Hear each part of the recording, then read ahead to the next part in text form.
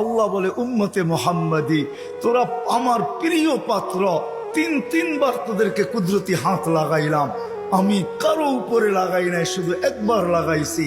তোরা আমার প্রিয় পাত্র, তোরা বেশি দিন খাটিস এটা আমি চাই না, তোদের ঘাম ঝরুক এটা আমি দেখতে পারবো না, এটা আমি সইতে পারবো না, এই জন্য তোদেরকে 60-70 বছর বয়স দিলাম।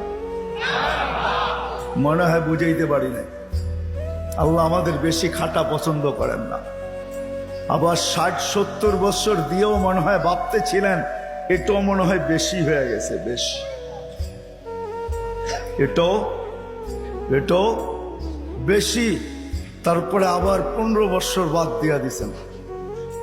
রুফিয়াল কালাম আনি সাবি হাত্তা ইয়াবলুগ, দুধের শিশু যতক্ষণ পর্যন্ত প্রাপ্ত বয়স্ক না হয় 15 বছর পর্যন্ত আল্লাহ মাফ করে দিয়েছেন। কেননা 60-70 দিয়েও মনে হয় আল্লাহ ভাবতেছেন তাইলে আর ভালোবাসার বিকাশ ঘটলো তো ঘটলো কোত্থেকা, এটা প্রমাণ হবে তো হবে কি কইরা, 60-70 বছর খাটতে হবে। না না না না, আমি 15 বছর বাদ দিয়া দিলাম, 15 বছর মাফ। তাইলে 60-এর দিকে থাকলো কতটুকু? এটাও মনে হয় বেশি হয়ে গেছে, এটাও বেশি। আল্লাহর কাছে মনে হয় এটাও বেশি হয়ে গেছে। আবার 4 ভাগের 1 ভাগ মাফ করতেছেন।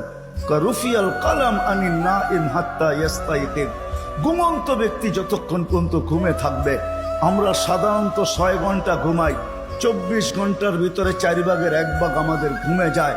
আল্লাহ বলে যতক্ষণ ঘুমে থাকবে কলম উঠানো থাকবে, তোমাদের বিরুদ্ধে কিচ্ছু লেখা হবে না, এটাও মাফ করে দিলাম, কেননা আমি তোমাদেরকে ভালোবাসি।